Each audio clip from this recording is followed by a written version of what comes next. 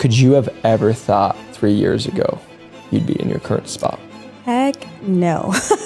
You guys are going to get so much value because today I have my very good friend, Miss Roxy Tirado. I was already filed for bankruptcy. I'm working 2 full-time jobs because I couldn't afford my loan. Found your podcast and I was like, oh, this is great. Maybe like 3 days in, I was like, okay, that's it. I'm doing this. I know nothing of what it is that I'm going to be doing. You know, I was told horrible things. You're a young woman, you're married, you don't have kids yet. You're not going to be able to juggle this job. You've never done this before. You've never done B2B sales. You weren't doing it try to get something out of it.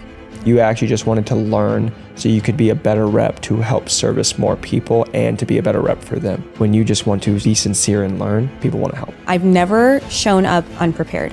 I'm always the most prepared person in the room. I may not be the smartest person in the room, but I'm always working 10 times harder to make up for that. You can't be afraid of failure to the point where you're not willing to try. If I'm not willing to make this change now, take the chance now, I'm never going to be able to do that. You have to rip the Band-Aid off. Can you just give a little bit of background of who is Roxy? Oh boy. All right, buckle up, guys.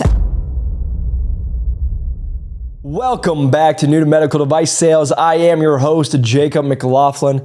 And today, my friends, I hope you guys are ready to learn. And you guys are going to get so much value because today I have my very good friend, the person I've watched grow the most in the last 3 years, from filing for bankruptcy to then going and being a top performer for the top medical device companies in the world, multiple. And she's going to share her whole experience. So today I get the pleasure of welcoming back for the 3rd time, Miss Roxy Tirado. Roxy, welcome. Thank you. Thank you for having me. And today we get to switch it up a little bit because she literally made the drive to come join us and be in good old Arizona. And now it looks a little different than our Zoom videos that we've done.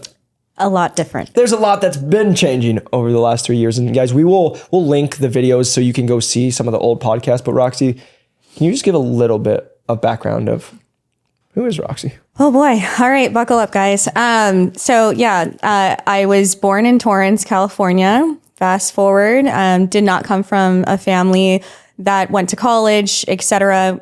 Low income, rural areas. I was a first college generation student and thought I was going to go to medical school.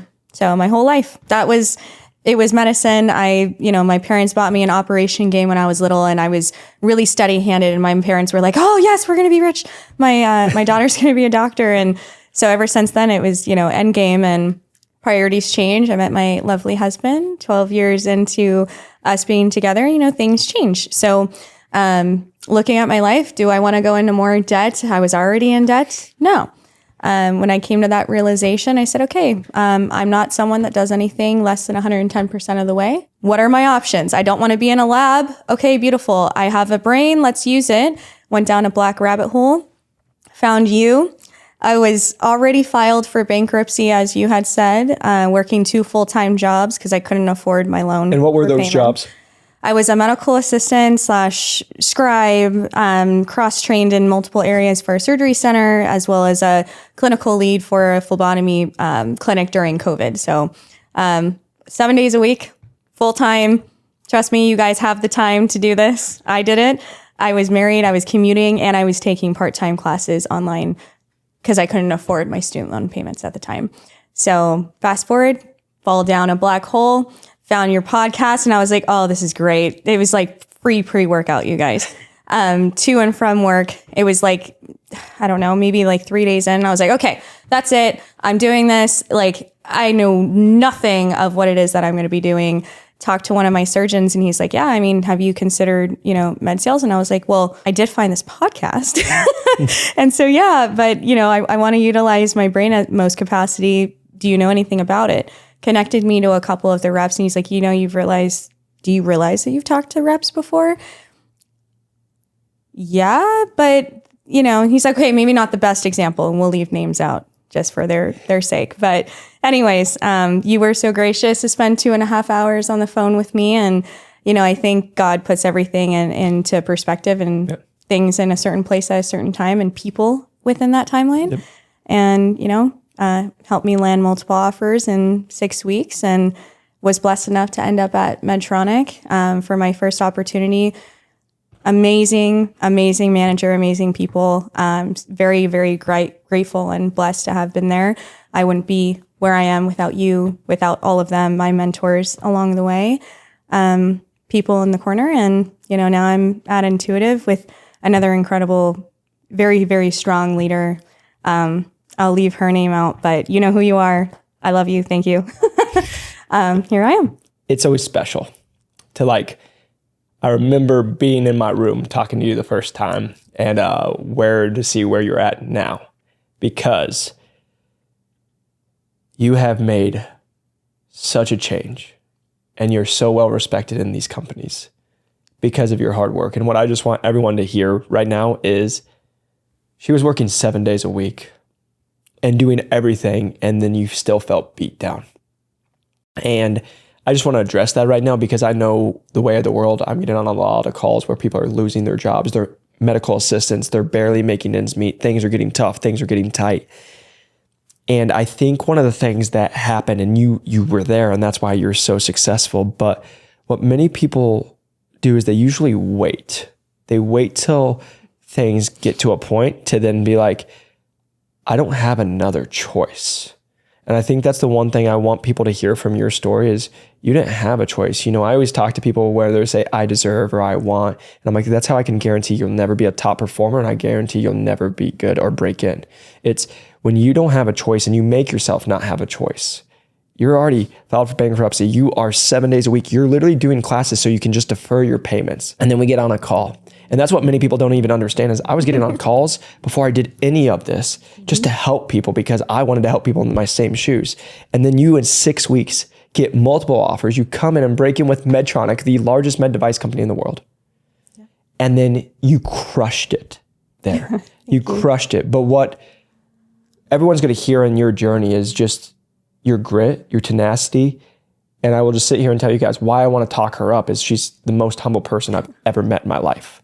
She continues to crush it, and you have to put her on blast so they know that she crushed it because she won't do it for herself. And so I'm going to do it, and that's why she's here. We're going to talk about you being at Medtronic and Intuitive, which I just want everyone to understand. Those are the largest medical device companies in the world. Medtronic's the overall number one when you look at it as a giant, as revenue.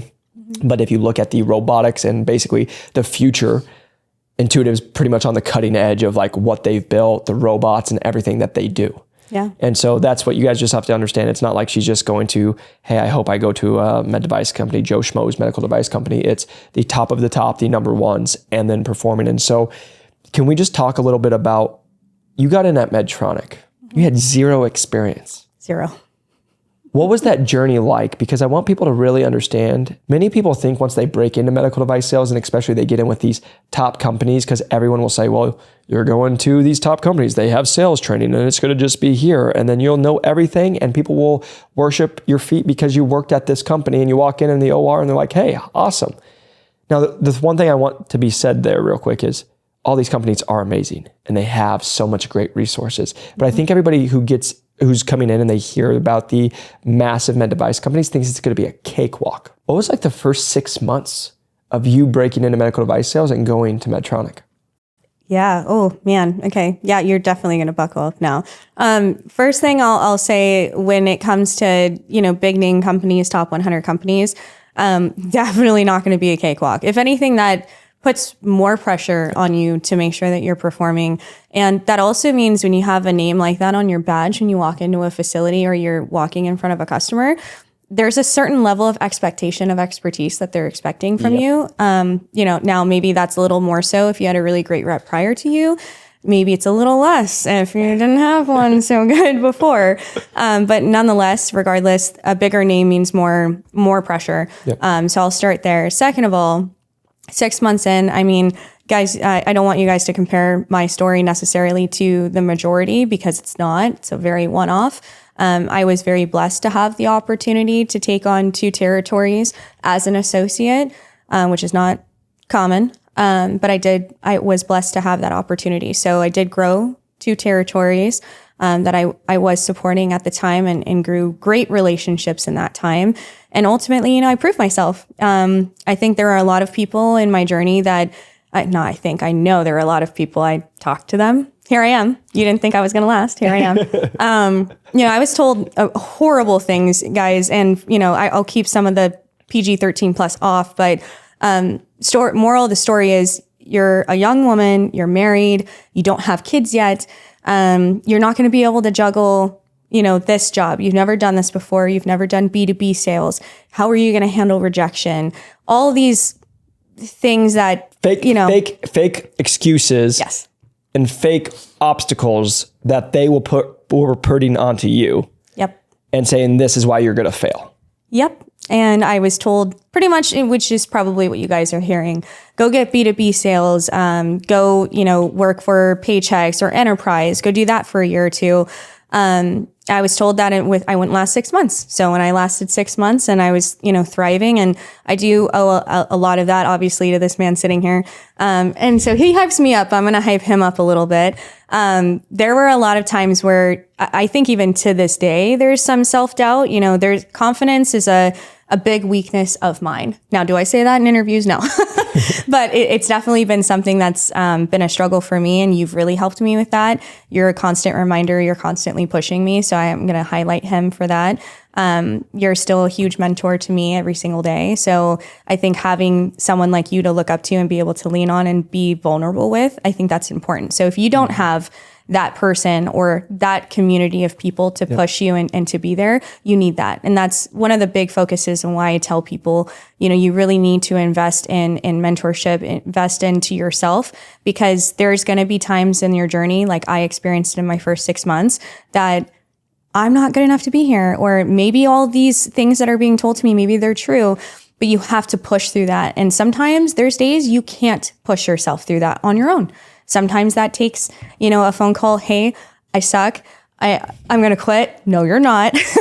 Okay, sit down. We're going to get this figured out. But, 6 months in, I definitely proved to myself and to some of those people that told me that I wouldn't last. And here I am. And I'm very grateful for that. Yeah. And to that point, when you said, hey, I work at a big company, there's higher expectations. What I want everyone to hear is because you have to understand these companies get usually 500 to even some high 700, 1,000 applicants per job. And so if you don't perform, someone else will, and they will take you out. And that is very well known. And so you have to be okay with a little bit of pressure, AKA a lot of bit of pressure, but you have to be okay with that, because if you don't perform, it's sales and they will find someone else. If you don't want to work 12 hours, we'll find another person who's younger or hungry or whoever will. So you have to know that. And number two, you're dead on, because when I was at Medtronic, I had to learn this. I was the person who had a horrible rep in front of me. So when I walked in, I already got the F you, or, oh, it's you suck. And I was like, this is my first day ever here. What are you talking? You don't know me. But they also, what happens is when you are a big name, you now have a microscope on you, because they're watching everything, because there is that expectation that you're at this company, but they're going to put a microscope on you, because many people can have envy of the medical device sales reps. Yeah. The amount of times I got told, or like when I'm my first year, like, oh, what Lamborghini are you driving? It's like, what are you talking about? Like, I drive a Subaru Forester, right? Which, shout out, had it. My mom now has it, but it's the thing I always think about is there's that expectation that comes with it. So you fought through that and had to go. But even more just on your journey is what I don't think people actually heard when you said this is you took over 2 territories with no help, right? There was 2 reps. So she was the associate working for 2 reps. There was a let's just say a North and a South territory. And both of them ended up having things that they had to walk or take a little absence from. Yeah. And so single-handedly, as an associate, getting paid as an associate, getting none of the bonuses or the commission structures as an associate, you came in with only 6 months and no sales experience and grew not one, but both. And most of those companies are literally like, can we just try to stop the bleeding a little bit? They expect it to go down. And then if you just maintained it, they would have been ecstatic, but you grew it. Yeah. And that's what I want people to hear of, like who you are and why we say sales experience doesn't matter, for the love of God. But then going into just the support that we talk about is, I've always known you're going to be successful, because you showed that you're going to be successful because you had 7 days a week you were working and you just didn't want to stop, because you knew you couldn't stop at that time. all the calls you and I have gotten on, I remember like we were just talking about when I'm in Vegas and I'm working and I had to be somewhere I was with Innovis at the time, and you're like, hey, I got this situation, this is going on. And we spent 45 minutes just talking through it, and then it all plays out. But you've always been so coachable and just asking for advice, right? And the nice thing is when you can have a mentor who's already got the scars and the horror stories and war stories that have been there, they can kind of help you navigate it. And that's why community is so important, like you said, and getting around people that want to build you up, because this is an easy industry to get tore down in. Many sales positions, if you're not the top dog, you're a threat, right? And if you're trying to be a top dog, or I literally just had this talk with our members today, is don't come too strong right away because you think you're coming and showing that you're a go-getter, and all you're showing them is that you're a threat to them in 1 to 2 years. And I faced that. I had people, oh, I don't like him, he's too driven, right? Or whatever it was. And then you come in and then people are calling your manager and, hey, how's the guy with no experience doing? Because they want to just keep tabs on you past the chart that they see on the daily sales reporting. And then once you start climbing it, then there's questions. Oh, what's he getting lucky with, or what's doing it? And I know that's the same for you, because like you just said, you had people doubt you. And I want you to just talk about, we talk about you being a female, and in our last podcast, we went in a lot of deep dive of being a woman in med device sales, but just kind of talk about, being that person who's 6 months in, you're growing a territory, but you had all these people say, basically, go home, honey. It's not going to work out for you. Like for you as someone who's where you're at now, I know that drove you in a lot of different ways, but can you just kind of, what was it like being in it? Because most people don't, it's one of those things, you don't think about it happening. So what was that like for you as you're working at this large med device company and you're calling probably just to get help and learn from other people, and you're actually getting not positive feedback? I definitely had positive feedback and people in my corner, but it wasn't that across the board, So I think I just had I felt like, the best way I can put it is I felt like there was a 1,000-pound boulder on my chest, but remembering that I asked for that. I asked for that opportunity. And so, I think that's why, Jacob, you talk about it all the time. I now talk about it all the time, and it didn't really hit with me. I think to that point until I got there. This is why your why is so important. I think it's important to have multiple aspects to your why, but that's what got me out of bed every morning. But what did it feel like? I mean, it felt like it was a 1,000-pound boulder. Half the time you feel like a chicken with your head cut off, because it's like, okay, I just learned, I just got out of training. I know the product. I know this, I know that. Don't know how to run a territory, but we're going to figure it out. So it was, you sink or you swim. And, I'm thankful because I did build a support system. You were included in that. I had people that were willing to believe in me and take phone calls last minute. I think really utilizing and exhausting your resources is the biggest thing that I did for myself outside of that, because, you have to sprinkle the love, right? You don't want to go to the same person with all the same questions, but I think that, and just being willing to do it. I mean, you talked earlier about people like to wait. I think having that mentality going into this job and realizing this is a sink or swim always, and there's not necessarily a right and a wrong time. Sometimes you have zero control over anything, your schedule, or whether a deal closes and when it closes and who says what. So just being willing to go head first, dive in. I think that's what earned a lot of respect from other people. But I am blessed, and, huge shout out. He knows who he is, my previous manager, for, allowing me that opportunity, because he could have very well just said, hey, no, no, heck no. But, I think we would both agree that it was a mutually good decision to do so. I love that. And I just want to touch base, because we've talked about this, but you guys that's watching this, you're going to be in this position one day. And that's why I get excited. And that's why I want to share this. But we've talked about this. I remember when I was running the West at Innovis and doing all the stuff, and there was a lot, because you're going, and I just remember one of the best posts I ever had. I was in the airplane and I just lost it, because I was looking out and I was like, whoa. And I remember 6 years prior to that being in a car leaking oil that was $3,000, having no money, sleeping on an air mattress that had a hole with it. So every morning about 3 or 4 a.m., I woke up on the ground because I was too broke to go get all the stuff. And the reason I share that background is in those moments, I remember us always having those talks, but these are the problems we used to pray for. Yep. The pressure that the 1,000-pound boulder, you were praying for that problem when you were filing bankruptcy. Yes, I was. And so I share that for everyone here is like, first off, look back to where you guys were and where you're currently at. But if you're at that point where you're maybe at the filing bankruptcy part, you're going to get through it. But there's going to just be more problems. But what helps the reps that I watch, it's gratitude. And you're going through challenging times. But I think that the easiest thing to do to help change that mindset is I used to pray for this exact moment. I used to pray for, oh my gosh, I have too many cases when I had no cases, right? Yeah. And it goes with it. So I just think that's such a big thing that you said right there, that I want every rep that's going to be watching this, but even people want to get in. It's so easy to forget where we came from even a year ago and just continue to push forward. And so you did that. And then again, you had the support, you had people. And again, you utilize your resources. And that's what most people don't do. They just try to figure it out. And that's honestly one of the biggest challenges is we find people who do have an ego that are like, I would rather just do it by myself. And it's like, but that's going to lead to failure because eventually you're going to need help because you've never navigated this and somebody else has. And so you were great at doing that. Now, what I want to talk about though, being proactive and what you talked about, everyone's going to watch this and say, well, it was easy for Roxy because she already knew what to do. But I want you to talk about how many times did you fail when you went through that journey of I'm 6 months in, now I'm going into it. And let's just preface this is no failure is a failure because it's just learning moments. So how much did you learn through that process? Oh, you want all the tea, Jacob. Look at that.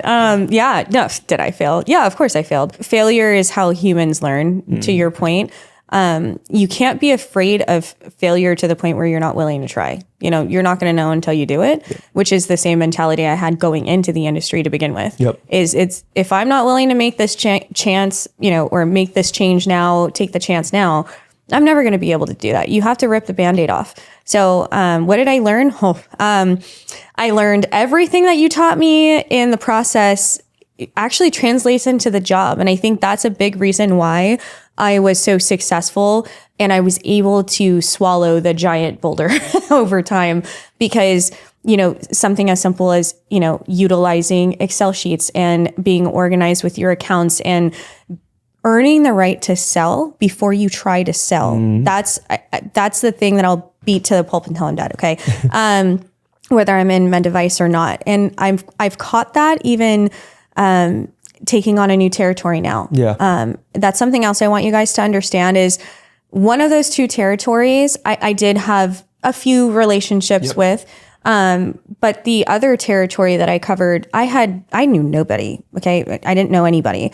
I didn't have any connections to anyone. And the people that I did know actually worked in healthcare. So hopefully this resonates with some of you. You start to wonder, well, I'm in sales now, and you will be looked at and perceived differently. You will be received differently now that you're on the sales side. It's almost like, well, you abandoned medicine, right? Like we already have so many people giving up medicine, like you're no different.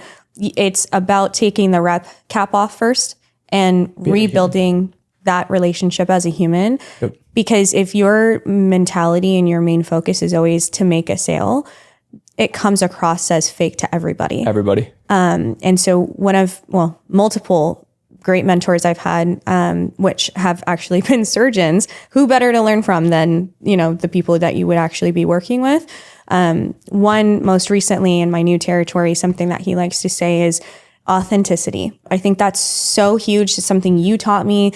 And so to hear that from both sides 3 years ago, hearing that from a surgeon, now there was another surgeon, Dr. Gomez, I'll throw your name out there because I love you to death. But same thing.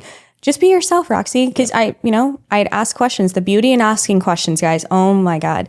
Do not be that rep or an associate or whoever assuming that you know everything. Ask questions, ask away, especially when you're new, play that new card as long as you can. Humility is another thing that I learned. You're not going to turn every no into a yes right away. And you might not turn every no into a yes. Yep. Sometimes that takes a long time. There are, some deals that I had worked on for over a year.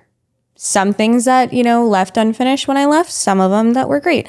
But some things that I, failed and learned from along the way was not being afraid to ask questions. I had no problem with that when I was breaking in, but that immense of pressure starts to seep in and you're almost worried about asking the wrong question. So I had to pull myself out of that. You helped me with that. Don't be afraid to ask questions. That was, I'd say, number one. Number two, authenticity.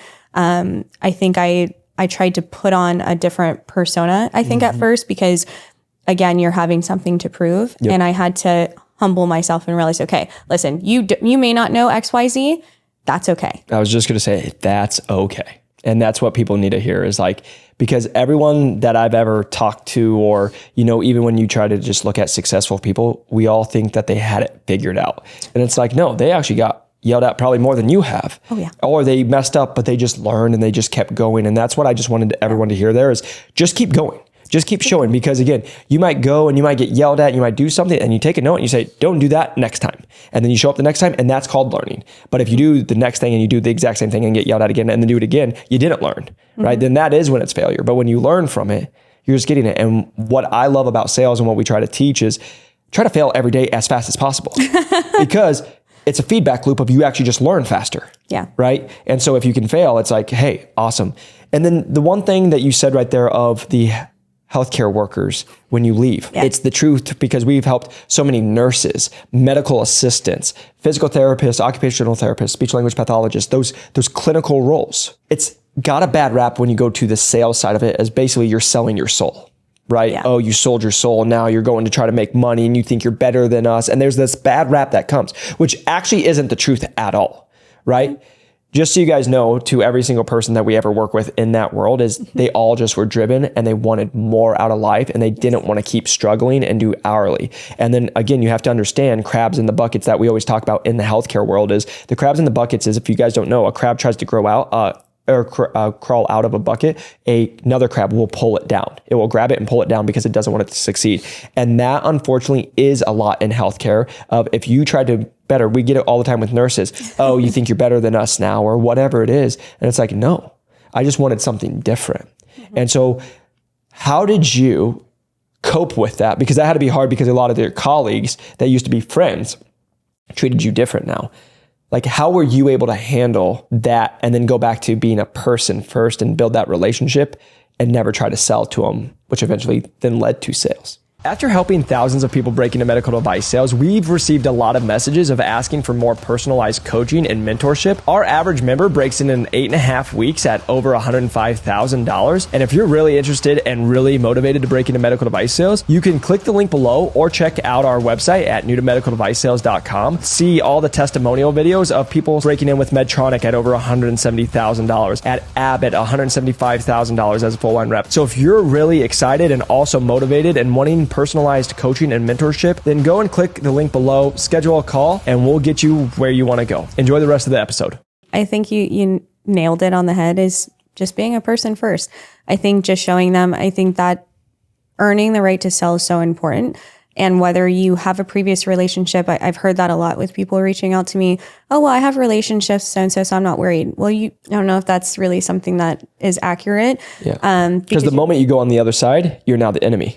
Exactly. That's what they miss. The people that are very immature and don't know is they're like, oh yeah, I can go work for this company because I already worked at this company. But now you're known as the pushy sales rep who's coming in with a lunch and you didn't even know that the doctor doesn't use that product. Then that they all make fun of once the rep leaves and got a free lunch. Then, hey, I'm just going to be able to and they'll leverage all my relationships and make money because even that doctor might be your best friend. Yeah. But if they don't think it's a better product, they're not going to put a patient's life on the line for that. So I think how I coped with that is just, I rebuilt that relationship in a professional setting, but I made them realize I'm still the same person. I may have a different, name on my badge. I might do a different job, but I'm still the same person. And then second was I never came unprepared. That's one thing I'll say in my entirety. Now, a little over 3 years in, I've never shown up unprepared. I'm always the most prepared person in the room. I may not be the smartest person in the room, but I'm always working 10 times harder to make up for that, right? I think that earns a level of respect from the people too, because I think I've seen a lot of reps, and again, I'll keep names and all that stuff out, but I've seen a lot of reps come in, and it's a certain persona. They may come unprepared, et cetera. And so they're not really bringing any value. You're kind of just taking up space in a room, which again, time and place on when you can and can't sell something and when those conversations are appropriate. So EQ definitely taps in, but how would I cope with it? I mean, it comes down to it's same thing with a surgeon. Educate me on your job. Like, what is it that you're doing? What are your goals? Everyone's goals are differently. They're all different. And I think every rep approaches their job a little differently. Mm-hmm. With me, relationships are so important because I like to play, the long game. I'm here genuinely to learn from you. Yes. I share that I was pre-med on purpose because I have a genuine love for the person on that table. Yep. I didn't come into this just, for money. If that was the case, I could do anything else to make, easy money, because this is not an easy job by any means. It's a fun job if you are going in for the right reasons, though. I think that level of passion, preparedness, honesty, authenticity, all of those things I talked about is exactly how I approached it. And that came out to them. Hey, you're not just a sleazy salesperson that is looking to sell me something. You used car salesperson who now sells medical device. But one thing you said that I want to dive deeper for everyone that's listening is because they're going to be asking, you said, hey, I always came prepared. Mm-hmm. That was one of the biggest things that I learned fast is you have to be overly prepared. Now, when we say that, because they're going to be like, well, Jacob, Roxy, we come prepared too, or I come. And it's like, when you say you become over-prepared and you came over-prepared, what does that actually look like? Like, what are you thinking through, or what makes you become over-prepared? Yeah, I mean, some of the people that are going to watch this are going to be like, really? You spent all that time? It's doing well for me. If I knew that I was going into an account, I wanted to know anything and everything I could about that account ahead of time. If I was meeting customers for the first time, I wanted to know where they went to residency, where they did medical school, where they did fellowship. Have they worked anywhere else? If there were other people that I had talked to at the hospital, try to get any information on them that way. If it came to my product, guys, I still studied. Like, I came from clinical. I did get to see a lot of the surgeries that I am now in for 3 years prior to this job. And I still, every night for the first, I'd say year, especially, I was studying. I would go through anatomy to make sure, okay, this is when this is used. Okay, this is that part of that procedure in a general consensus. So I could follow along with the procedure. I didn't sit there and, look at the screen like, oh, is this the first time that I'm seeing this? I just spent a ton of time, guys. I even spent time on my weekends. I tell associates that reach out to me, I'm ready for a promotion. And I ask them, why do you think you're ready for a promotion? Because as you move up and you become a CEO of your territory, essentially. Yes. Great way to put it. You have to be overly prepared. So overly prepared is you don't just do the minimal amount of research. You don't do the minimum amount of preparation. You are going over any type of pushback you might get that day. Hey, if this comes up, this is what I'm going to be prepared for. Yeah. This might be pushback. I was, calling other reps that were in my division. Hey, I'm going to this facility. This is my goal with, Dr. So-and-so. They're going to be operating today. Let's do a 5-minute role play. Let me play out some of these situations. Yep. If that's not the level that you're willing to go and invest in, it does come with some sacrifice. Yes, it comes with so much. And I wanted just people to hear that, because I also want to bring in, I had a product that I actually had to bring. And sometimes it's there was the blade that we needed, or the nipples that would go in the back of the scope. And if that fell, you couldn't do it because then everyone would get squirted with saline. And how many times did the scrub tech just plop it on the floor? And if that's the last one, you now are in some trouble. And even when there was cases of hey, they opened up or there was a little rip on it and now you can't use that tray, and now you're with a doctor that you're converting and you only had one tray and now they don't get to use it and your one shot you lost. Right. And I'm saying that to you all is because that's what I remember being if it was a big one, I brought 3 trays, because I'm we can go through 2 and then F3. That's definitely not my fault, because we will raise some time. But then it's also I had a little cart I always brought with me, but I always I got 7 different things, and I'm thinking about the scrub tech that's going to drop not one. I remember having it, and I brought a box that has 5, and it was they dropped 3. And I was all right, this last one, you got to figure it out. Right. And so I think it's just that over preparedness of like, you think worst case scenario, not because you want to, but you've actually probably lived it. And then it was like, oh my gosh. And then again, the learning lesson, guess what? That happened. I never forgot to do 2 trays at every place I went. Right. Yep. And that was the first time. Right. And so just to new reps or people wanting to get in, it's the over preparedness of like, hey, am I actually being proactive of like, hey, could somebody mess up here? Hey, could this happen? Could this push stuff back? Right. That's number one. Now, number 2, I want to talk about what you said is the sacrifice and all the things. What people don't understand is what I love about reps is they're going to always tell you about your time, how many years they've been in. And I always want to make this really clear. Yes, years matter overall, but why it actually doesn't matter a lot of times when they're talking about years is like, again, we in under 3 years, we're both able to have a lot of success and climb up. And I was able to do all the fun stuff. Is I was the exact same way. I remember being at Medtronic and I would wake up at 4 a.m. because again, it came from the personal training world, wake up at 4, go get my workout in so I could do that because I was a personal trainer and I needed that workout. And then it's like, start going to work at 6 or 6:30, depending on what my day looked like. Then make sure that I worked 6 to 6 in my first 6 months because I knew there was always learning that I could do. And then I would go home, I would take a little break, me time, eat, take my dog for a walk or just chill. And then go back and study till 8, 9 o'clock till my eyes hurt. Yep. And then fall asleep. And then do it all over again and spending time at hospitals till 8 o'clock or 9 o'clock at night sometimes, going in on a Friday night where it's dead, but I learned the names, I got the SPD's numbers, I got all the stuff. And what that led is in 6 months, I got 3 years worth of experience. And that's what people miss is that's why I love reps who are like, I've been in for 15 years. And it's like, great, Greg, what have you done in 15 years, right? If you're a president club winner and all this stuff, awesome, I love that. But there's plenty of people who, again, do barely enough just to get by and they don't do bad enough to get let go, but they don't do good enough to like be a threat to anyone. And they're just kind of riding the radar, right? Riding right underneath the radar. And that's fine if that's what you want to do. But like for you and I, that we've never talked about that. It's like, how do we continue to progress? One of the guys I follow, he talks about professionals and he talks about many people think it's like, hey, this person does 1 or 2 or 3x of what they do. But what they actually don't understand is many times it's actually 1,000x what they do. He talked about, for example, like with content, they're like, oh, most people, if you post 1 time a day, that's 30 times. He's like, I'm doing 450 a week. And so if you actually just do the math and multiply, they're like, oh, why are you having so much success? And it's like, he's literally doing 10x the amount of work you're doing. And he's doing it in a week than you're doing in a month. And that's why so many times you and I've always talked about this and we share it to you guys is who cares about the time, the timeline? What are you doing in that timeline? Because in a year or 2 years or 3 years, you can accomplish more than most people have in 7 or 8 years. Yeah. But it's the sacrifice. And there's sacrifices on both ends, right? If you don't want to do that, don't talk about crushing it, getting headhunted from top robotic companies and doing all your stuff. But on the other end, it's like, if you want to get to the level you're at, it's like, look at the sacrifices you made to get there. Yeah. And so I just wanted to put that out there of being the proactive, but also to be a professional.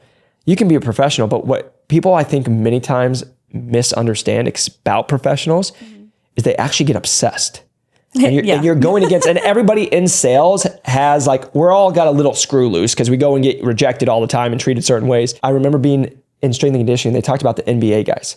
And there's a reason where they said the starting 5 were always the starting 5 because they said even like, I remember they talked about like Rajon Rondo and they were like, even Rondo on his worst day was better than the backup guard on his best day.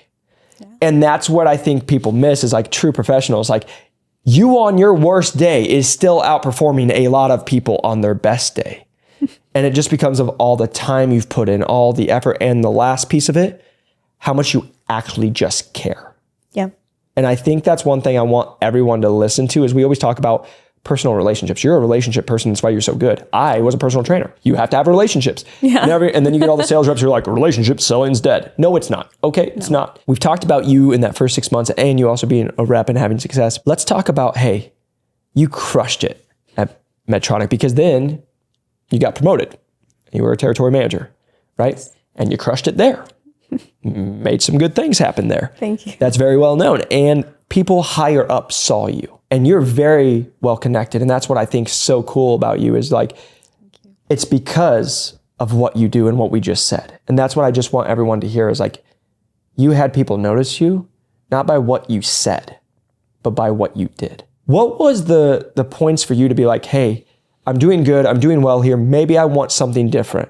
What made you even be open to that? I think there were some changes. I'll just say that. And it was not an easy decision for me. Yeah, I remember that one. I cried about this, guys. And I'm one thing that you guys will learn about me when you see past podcasts, even you can hear it in my voice. It's not that I was nervous to talk to Jacob. Okay. I had talked to him plenty. It's just I'm not afraid to be vulnerable is what I'll say. And I think that my customers can see that. And you're sincere. Thank you. But it was by far the most difficult decision I've had to make in my career because of the people that you're referencing, right? Yep. The mentors that I've built along the way and I've connected with. But there were some changes. And on top of that, when you start hearing from people that you are partnering with, my patient got to go home X amount of days earlier today. Oh, and because I do genuinely care. Yep. I think that's why I really, really drive home to you guys, your why really matters. And to have the right reasons to go in this industry, because doctors can smell through that. Yeah. And because of that immense care, that did start to perk my ears a little bit. Yep. And when you have certain amount of that over a certain amount of time, it starts to make you question, am I on the right side of things here? Is that even a thought I should have? And then guilt starts to seep in because I'm a very loyal person. Yep. I've been in a committed monogamous relationship for 12 years. Hopefully that tells you something. Take that, Scottsdale. But anyways, I'm a really loyal person, sometimes to a fault. And, because of that, I didn't really entertain much along that way. Yep. But there were just some changes and things like that were starting to perk my attention. And, let's just take the cat out of the bag, okay? Like, Intuitive's an incredible company. Yep. Medtronic is also an incredible company. I think that they're great in both of their spaces. And to be honest with you, I wish I could sit here and tell you, hey, I hated this and I hated that and that, whatever. But in all honesty, and I'm sure a lot of you guys watching this can relate to this, I was so blessed. And because of the fact that you had taught me early on how important it is to interview the other company as much as they're interviewing you. And I think I did that even with this next phase. And man, like I said, my manager, you know who you are, love you, adore you. When I found out who the director was, that was another obvious, oh man, it was a really difficult decision. But ultimately, that's the current, I don't like to just say that it's the future of surgery because it is the current state of surgery as well. Yep. And I didn't, yes, I had a lot to lose, but at the same time, I had a lot to gain. Yes. And I still wake up every day so grateful for my opportunity, and I'm happy and I'm excited. If you can't tell, you ask me anything about Intuitive and I'm just like, all right, how much time do you got? Well, and I love that because why I'm so thankful you shared that is because I think many times when people leave, it's because there's a bad piece of it. Yeah. But that doesn't always happen. You can, and it is okay to leave to go do something for you that you feel might be just a better fit or might do something else for you. Like you said, you didn't. It's not like you wish it was easier. Just so you guys know, and it wasn't just Intuitive, right? Like I've been on calls with her. She's been getting poached for years, right? Like even when she was there and she was getting higher offers and she would tell me and I'm like, Rox, we got to think about little things because I care about her. That's the best part is like you went to something that was just aligning at the time a little bit better for what you and your future looking for. And again, it doesn't mean that they treated you horribly. It doesn't mean like they still, when you left, they were sad. They were like, oh my gosh, right? And they were still supportive of you. And that's the one thing I just want to put out there for people is like, if you ever leave, now again, if you do it the wrong way, yeah, they might be mad. But if you do it the right way, you will actually know because again, if you do it the right way, they'll still want you back. They'll still want you to win because they want you, not just what you did for them. When I left, I remember people just being like, why would you do this? What's wrong with you? And all the stuff. And like what people actually couldn't understand is, as we do all of this now and you see it, I would rather go and fail and try something and be like, man, I did it, than sit there and take the 20 years of guarantee. And again, there's nothing wrong with it. I want that to be put out there. But for me, I was like, so I just stay here and I just do this and this is my everyday consistency. And I just remember when I went to Innovis, like I remember walking, I was like, I could have traveled to England for the first time in my life. Yeah. I was like, oh my gosh. And because of that, that's opened up my life in so many different ways. I share that for everyone is like, there's never a right or a wrong choice.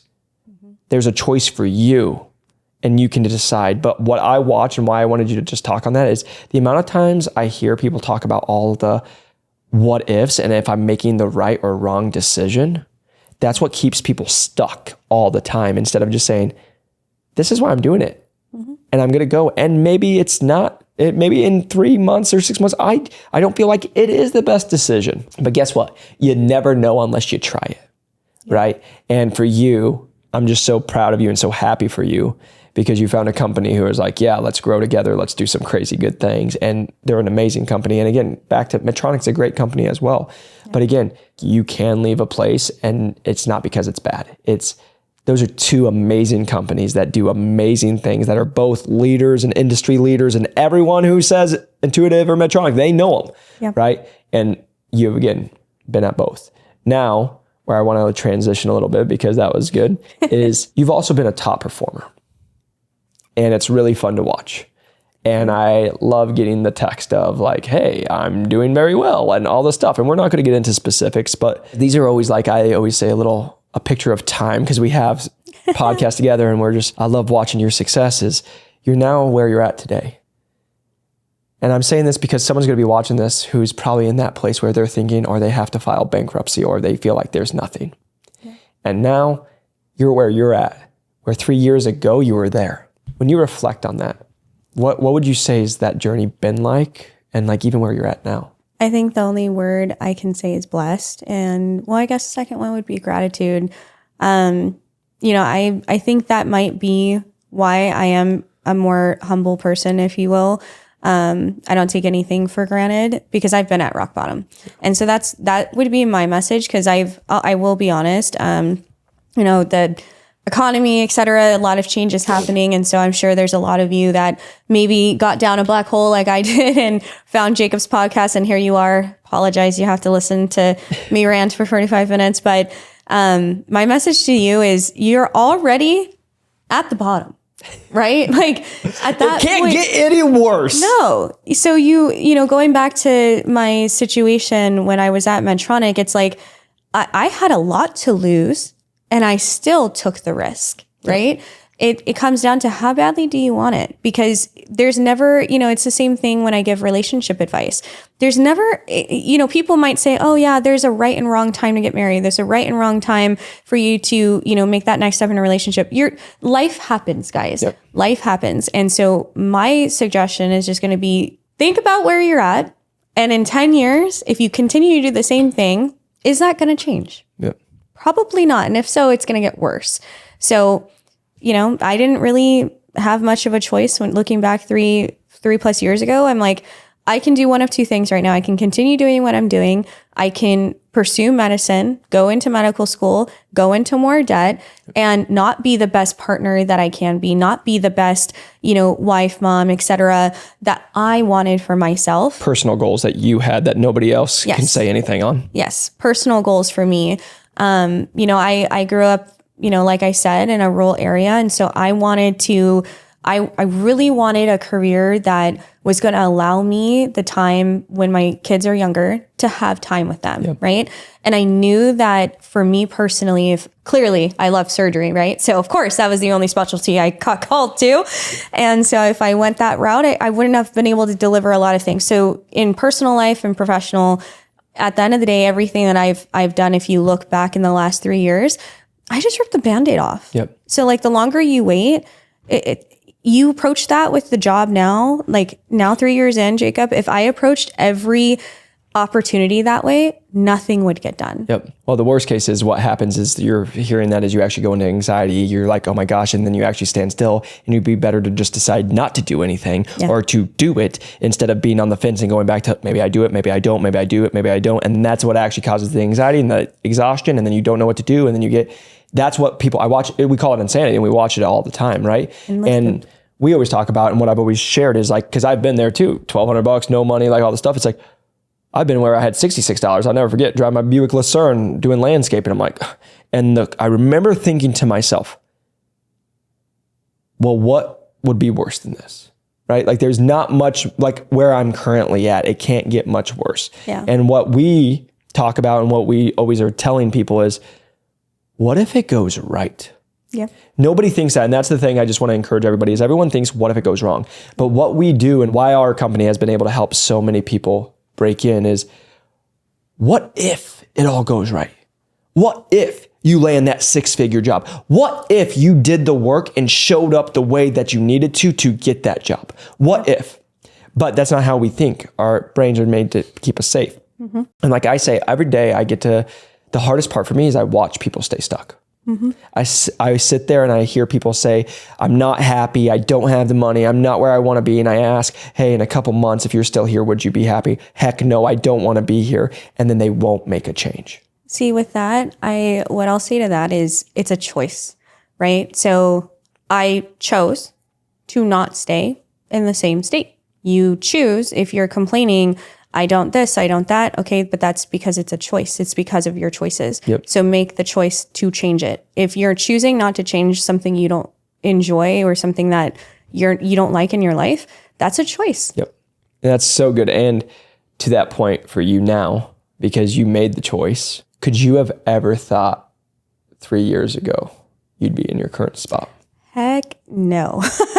I mean, I had dreams, but no, absolutely not. 3 years ago, guys, in all honesty, I had 3 roommates. I had gone through roommates, actually. We were deciding between, do we pay credit card bills or do we buy groceries this week? I was having to borrow money from family, which I was very blessed to be able to do. There were weeks, guys, that I didn't have money for gas. Me and my husband were eating top ramen some of the days, put a lot of strain on, obviously our relationship, but again, choices, right? And so, but aside from that, I also want to say, because I've had a lot of healthcare workers reach out to me recently, and I think, it makes sense.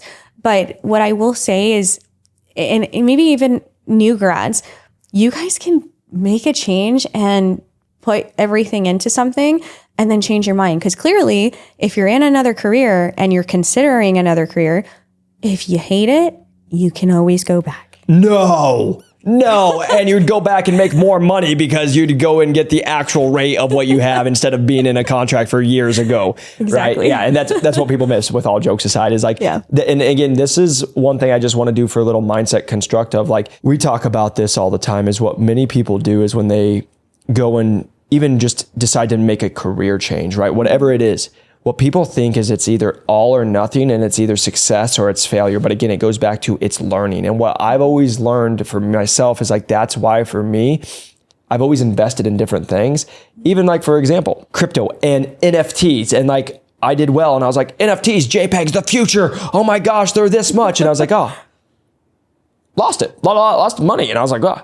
But I learned from it, and I was like, I just got it back faster. But what people think is like that money was a loss, and now it's like, oh no, I learned so much, which actually has now made me spend so differently and save differently and do so many different things. Mm-hmm. And that's what I just want people to think about, is like, people think when you make a change, it's always going to be negative. It can be positive, but they also think, for example, we hear it all the time with nurses. What if I do it and I don't like it? First off, you'll never know if you don't try it. So you'll drive yourself insane if you don't actually just make the jump. But we always say, you can always go back.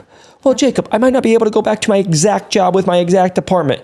You're correct. But you could go back to another place for nursing. And a lot of times it's like, oh, and you'd have business or sales experience, and you might have a little more whatever. And then that might make you more sellable or get a higher raise or wherever you're at. What it would do is also solidify, let's just say, because this doesn't happen for us, but like I just always play devil's advocate. What if you're the nurse or the healthcare worker who came and did it and you hated it? And I always have to say, so worst case scenario, our average person, $100,000. So I'm saying worst case scenario, you came in, you made $100,000, you didn't like it, and now you know and you solidified that you want to be a nurse. Yep. So you only made more money, you got a known, you tried it, you don't have any regrets, and you now are solidified in where you want to go, and now you don't have to ever do the guessing ever again because you tried it. You can't live like that. But nobody thinks like that. Yeah. They're always like, what if, and what if it doesn't work out? And then again, it's like over 80% of the things we worry about never happen. Yep. And then you don't allow them to happen. This happens so fast. And when you come in and you put in the work, like I could have never in the 4 years and doing everything, it was like, I could never be like, oh, I'm a regional manager and I'm running the West and all this. No. I got in and I was like, again, guys, just so you know, a personal trainer, my whole goal was to get into med device sales, save up $50,000 to $100,000 and go open a gym. That was it, and be out. That was literally the goal. Mm-hmm. And then people are like, oh, you made the videos. My whole goal was to get a free pair of scrubs. I was like, maybe someone will see this and we'll get a scrub.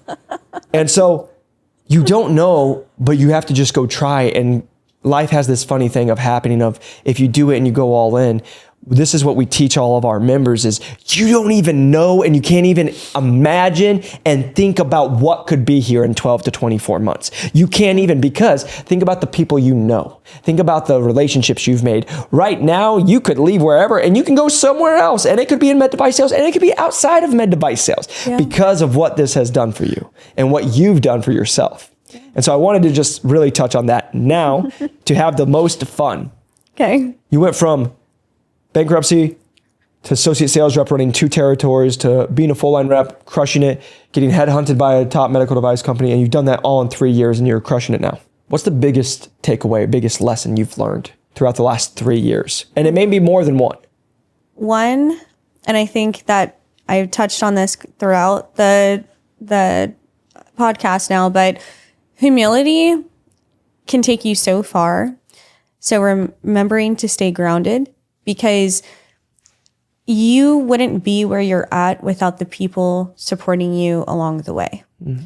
This job is not a one-man job. I think most things in life are not a one-person job. Yep. So something that's a pet peeve of mine, and I obviously, again, learning, right? It's a lesson. I learned pretty early on that I didn't want to be a rep that was, everything's about me, right? So that's why you always hear me say we or us. For that reason, it's not because I'm not confident I won't take ownership of things, but it's because of the fact that it is more than just me.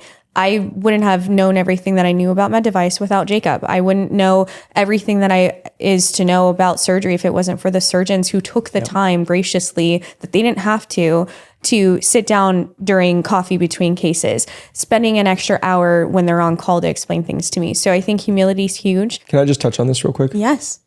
But you want to know why they spent the time with you? Why? Is because they knew you were actually sincere in wanting to learn. You weren't doing it try to get something out of it. You actually just wanted to learn so you could be a better rep to help service more people and to be a better rep for them. And that's why they were happy to teach you, because surgeons love to teach. But that's what people just have to understand is like you, when you just want to be sincere and learn, people want to help. Thank you. So what he said. Second thing would be not everyone's going to like you. Mm-hmm. Come on. Not everyone is going to like you, and that's okay. That's a hard thing for me because I feel like I have a very universal personality for the most part. I know when to turn it down. I have a big personality, guys. Okay. Third thing that I'll say is I'm going to try not to get emotional. Okay. The third thing is that you have to believe in yourself. I know I said earlier, confidence has been something that's been a weakness of mine. It's not because I don't feel like I'm capable of doing something. Yeah. It's because I a lot of times feel like I'm not deserving. And because of the way that I was brought up, the way that I grew up, you know, one of the major reasons earlier you asked me, why did I make the change? One of those reasons is that potential to retire my family. Right? My parents gave up everything for me. Yeah. They never made me sit out of sports. My mom took a third job growing up just to put me through cheer. Yeah. And that taught me a lot of lessons. So I think just believing in yourself, guys, and realizing, and that's why I focus so much on community and so much on investing in mentorship, but also investing in yourself. And I'm going to just throw this out there and be even more vulnerable. I'm super open about it. If you guys watch back previous podcasts, you guys have noticed I've shed probably a person worth of weight. Yes, she has. And, that comes back down to believing in yourself and choices, right? I chose not to let, unfortunately, the healthcare system fail me and take everything in my own hands. And, that level of confidence, I think, has also drove a lot of my recent success. Yep. I 1,000% agree. So those are the three things: is believe in yourself, remember to be humble. Please don't, make the time for the phone call. Those of you that break in without sales experience, etc., take the 5 minutes. I know you guys have time. Okay. There is time between cases. Get off TikTok. Get off TikTok. Replace that to change someone else's life, because the more you have people willing to do that. And if you're not willing to do that, direct them to someone that will. Yep. This is someone who will. This is another person that will. So if you guys haven't reached out to me, please do, because I'm always willing to spend at least 10 minutes to talk. Yeah. And I want to just say, first off, it's been an absolute pleasure watching you have your success. And I know it's going to continue to keep going. Thank you. I want to just say, you said something about not everyone's going to like you. Yeah. And you guys have to just be okay as you start having success. People are going to be jealous. People are going to say you got lucky. People are going to say some nasty things because they aren't willing to do what it takes, and they won't want to do what it takes. But it's easier to type on a keyboard or send a text message or say stuff. I'll never forget when I was in England at training for Innovis, and I was working out, and we started working out. I checked my phone, and you said, "Do you know this name?" And I was like, "No idea." And they're like, "They've said some pretty bad things about you at this training." And I'm like, "Crazy, never heard of them, but thanks." And I was like, "Okay, let's go." And I just remember that was just a funny thing, because again, people who never know you, know stuff, they will say things about you. But what I just want to put this to everyone out there is, that's when you know you're starting to do something really good. I remember hearing a quote, and it was like, if you don't have any haters, you're not doing something big enough, and you don't have a stand. That's a choice, right? Like, and I butchered that quote, but basically it's like, if you're going to take a stand on something and you're going to go, it's going to offend somebody, right? The only person who's not offending anybody is somebody who's not doing something to actually make a difference. And so that's what I would just say is, when somebody starts saying negative things about you, or like you're a top performer, or you make a change and go to another company and people are going to feel there's certain ways, just understand most of the time people do it because they were too scared, or they wish they had the opportunity, they never got it. And also take it as a compliment. They are taking their time to think about you, and you didn't ever think about them. When you talk about where you're at and just being humble, and like also like retiring your family and seeing the difference you've made, that's why it's so much fun to watch you, because you are doing it for the right reasons. And that's what I always tell people. If all people hear from us is just go make a bunch of money, like we failed. Like on this podcast, I want you guys to know it's like, why is the real reason you're doing it? You get to sell devices that make a difference and change and save people's lives, but also because you do it, and it does, like, you can change your own family's lives. I'll add one last thing to that. Sorry that this is going longer. No, keep going. But I do want to shout out another doctor. Well, two. One is Dr. Essien. So I am going to send this to you whenever it's released, and I'll just have you fast forward to the end. You don't need to hear all the other jumbo, but all of my surgeons, huge shout out to you guys. But Dr. Essien, I got to work with him prior to even becoming a rep. And when I say surround yourself with people who support you, he's someone who supported me, even though it meant leaving him and not working with him directly. I want him to know how much I appreciate you. I wouldn't have been as clinically inclined to any of this stuff. Yeah. And Dr. Ming Lee, he's one of my new doctors I have the pleasure of learning from, and want to clarify to all of you guys that I am still learning. Okay, I'm less than a year in now with my current role, and I think that is a reminder that you guys all have to remember is you go into this career to be a lifelong learner. Yeah. And every single one of my doctors has embedded that.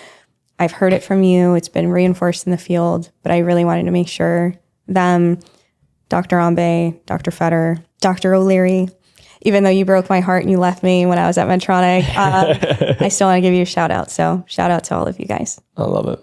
And you've had a crazy, great 3 years. What are you the most excited about the next 3 years? I mean, honestly, I'm excited for the new challenge, and I'm excited for the partnerships that I get to make and the people that I get to impact now with my new journey. Yep. That's what I'm excited about. And, I think something different now. If you would have asked me that 3 years ago, I was always chasing, I think, the next step. Yep. Something I've learned in that time is just really be appreciative and sit in the moment, because there's so much I have to learn from here. Yep. And so I have an amazing boss. I trust her with my development, and I have other mentors for that. But, that's what I'm excited about. I love what I get to do. I love the surgeons I get to work with and things I get to learn. And the next challenges, that's what I'm looking forward to. I love it. And I just want to say with what you just said is being present, there's such a power to that and a superpower to it, because as salespeople, as motivated individuals, it's what we like to do is here's the goalpost, go and we achieve the goalpost, and then we don't even take time to celebrate the win. Maybe we'll take a night or a day, and then now we just made a massive goalpost and we have to chase it. I think when you can take the time to appreciate the presence, when you take the time to appreciate the present, there's a superpower that comes because you see things more clear. Yes. And it's going to help you appreciate where you're at. But going back to what we said is when you appreciate the present and you're doing what you need to in the present moment, it's actually going to lead to the future success of where you're wanting to get to. Yep. And going back to the last 3 years has the last 3 years have flown by for you, and the next 3 years will fly by. And that's what I'm learning as I remember being in high school. I'm like, it takes forever. And then now it's like, my grandma's like, you're 30. And I'm like, yeah, no, I have gray hairs. Leave me alone. And but I laugh because it goes by so fast. And so everyone there is like, I even think about the excitement of when I was trying to break into medical device sales. When I started recording, it's the whole joy is the journey. Yep.